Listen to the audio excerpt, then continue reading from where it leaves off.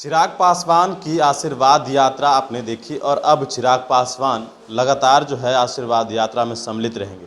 लेकिन हमारे साथ पूर्व सांसद मौजूद हैं, उनसे जानने के लिए हम पहुंचे हैं कि इन्होंने चिराग पासवान का साथ दिया है, चिराग पासवान के साथ खड़े हुए हैं और चिराग पासवान ने भी कहा कि हमें जो है मजबूती मिली है इनसे। जो है अपने चाचा ने साथ नहीं दिया लेकिन इन्होंने साथ दिया। पूर्व सांसद अरुण कुमार हैं, इनसे जानते हैं कि आखिर इन्होंने चिराग पासवान का साथ दिए हैं तो क्या कुछ आगे सोच समझ कर साथ दिए हैं। देखिए, बिहार घोर संकट में है, वैचारिक, राजनीतिक, सामाजिक। और ऐसी परिस्थिति में एक पात्र की तलाश थी मुझे। इतना सुपात्र पात्र मिला कि वो बिहार को बना सकता है, अपने पुरखों के इतिहास को लौटा सकता है, नए तरीके से लिख सकता है, नई संरचना हो सकती है।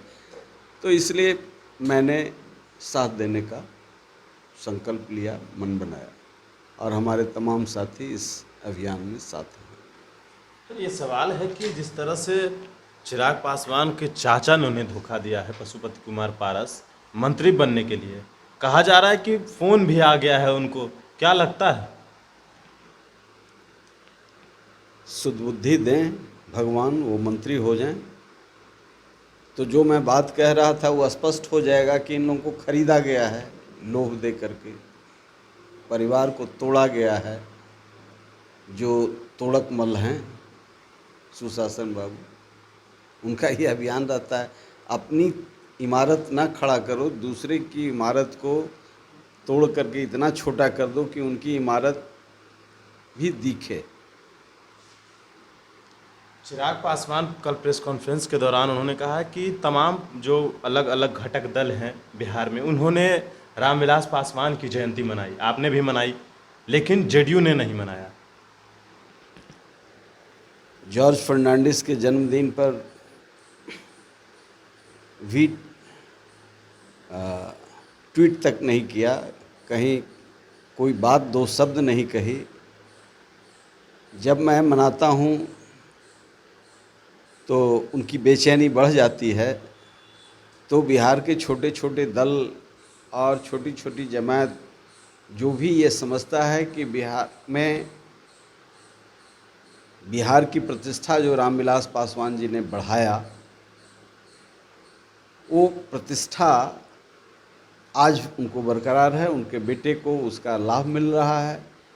इसका लाभ नीतीश कुमार भी बहुत लिए हैं, लेकिन उनके जाते ये ऐसे हैं जो चादर फेंक देते हैं। जॉर्ज फर्नांडिस का चादर फेंक दिया, रामविलास पासवान का चादर फेंक दिया।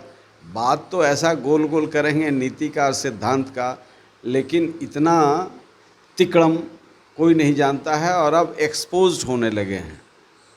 इसलिए वो रामविलास पासवान जी का जयंती नहीं बनाया तो ये अच्छी बात है, उनका मूल रूप सामने आया है। रामविलास जी थे तब तक तो ऐसा गुटुरगू करते थे कि वो संकट में आए थे तो लालू यादव जी ने ज़रूर उनका साथ दिया था, नीतीश कुमार तो साथ नहीं दिए थे। इसलिए अब नहीं है तो उनके साथ की कहाँ ज़रूरत है, न ज़रूरत है, न उनको ज़रूरत है, न इधर किसी को ज़रूरत है। एक सवाल है कि तेजस्वी यादव भी लगातार चिराग पासवान को ऑफर कर रहे थे। अब ये तो उन दोनों की बीच की बात है, मैं बीच में नहीं हूँ। मैं इतना ही कहूँगा कि चिराग मजबूती से जलेगा, इसके लिए पूरी संरचना स्क्रिप्ट लिखा जा रहा है और एक मजबूत नौजवान नेतृत्व जिसको बिहार की आवाम हाथों हाथ लिया है। ये कोई अरुण कुमार का कंट्रीब्यूशन नहीं है, सबके मन में एक भाव है, जाति धर्म सबसे ऊपर उठ करके बिहार को बिहारी होने का गौरव प्राप्त हो।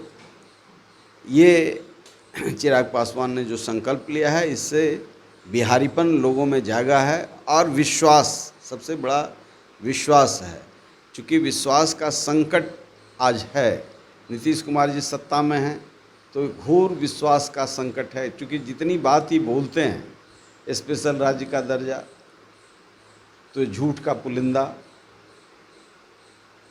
कानून व्यवस्था का राज होगा, कानून का राज होगा, तो ये झूठ का पुलिंदा। जिस दिन कानून की बात पर वो सख्त होने के लिए निर्देश देते हैं, उस दिन बैंक डकैती होती है, उस दिन मर्डर हर एक ज़िला में हो जाता है, उस दिन रेप होता है। औरा इनका ख़त्म हो गया है, ज़बरदस्ती तिकड़म से कपट से सत्ता में बने हुए हैं। और इस क्राइसिस के काल में प्रकृति ने, ईश्वर ने जो संरचना की है वह एक मजबूत चिराग जलाने का। हम लोगों के यहाँ शुभ होता है चिराग जब जलता है अनवरत, कंसिस्टेंट, तो कंसिस्टेंट चिराग जले न्याय का, नीति का, विकास का, मूल्य का, तो उससे एक नया बिहार बनेगा।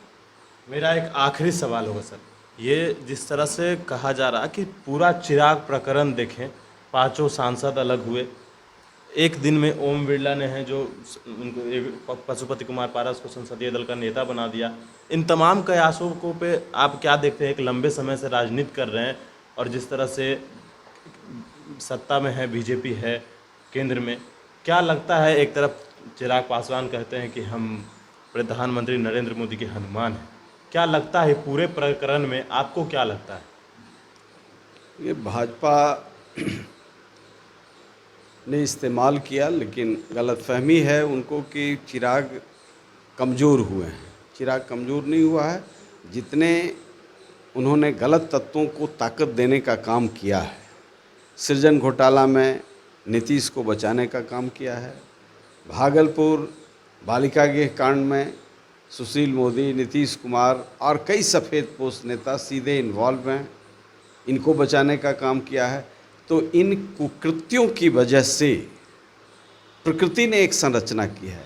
अच्छा हुआ कि जितना कचरा मचरा घेरे हुए था इस लॉ को जलने में शुद्ध रूप से, वो सब कचरा उचरा अपने हट गया। और हनुमान पर राम का कृपा नहीं बनता है तो नहीं बने, ये मैं उस बीच में नहीं हूँ, लेकिन इन अपराधियों को, राजनीतिक आर्थिक अपराधियों को जो बचाने का काम किया है, इसका छाया बीजेपी पर भी पड़ेगा। मैंने कई बार प्रधानमंत्री जी को कहा कि इसकी छाया, जनता सारी चीज़ों को देखती है, कपट को भी देखती है, बेईमानी को भी देखती है, छद्म को भी देखती है। सब दिन छद्म नहीं चला करता है, ये छद्म की समाप्ति का कालखंड है। चूँकि जब पात्र आ जाता है तो हनुमान के बारे में तो पहले भी बीजेपी के लोगों ने कहा कि कई सांसदों ने उनको कहा कि हनुमान दलित थे, हनुमान दलित थे, पूरा इस पर बहस चला, आपको भी याद होगा। दलित हैं, वोट के लिए खूब हनुमान जी दलित हैं, दलित हैं। हनुमान जी को भी दलित बना दिया, तो जात से हनुमान जी को जोड़ दिया, वैसे राम को भी लोग जोड़ देता है। तो ये लोग, भाजपा के लोग वोट के लिए कुछ कर देंगे। उनको वो दीनदयाल उपाध्याय भुला गए हैं, वो लोग श्यामा प्रसाद मुखर्जी को भुला गए हैं। जरा उनको याद करें, मूल बात पर रहेंगे तो मानवीय तत्व सामने रहेगा, और नहीं तो यही छली कपटी को संरक्षित करते रहेंगे और चिराग जलते रहेगा। और चिराग जलेगा तो इस बार साधारण रूप से नहीं जलेगा। जो हनुमान को दलित कह रहे थे ना, अब दलित इतिहास लिखा जाएगा, दलित का रामायण लिखा जाएगा। और दलित का रामायण जब लिखा जाएगा तो वह अध्याय बड़ा मजबूत अध्याय होगा। तो ये थे हमारे साथ पूर्व सांसद अरुण कुमार। कई ऐसे सवाल थे जो हमने इनसे जाने हैं।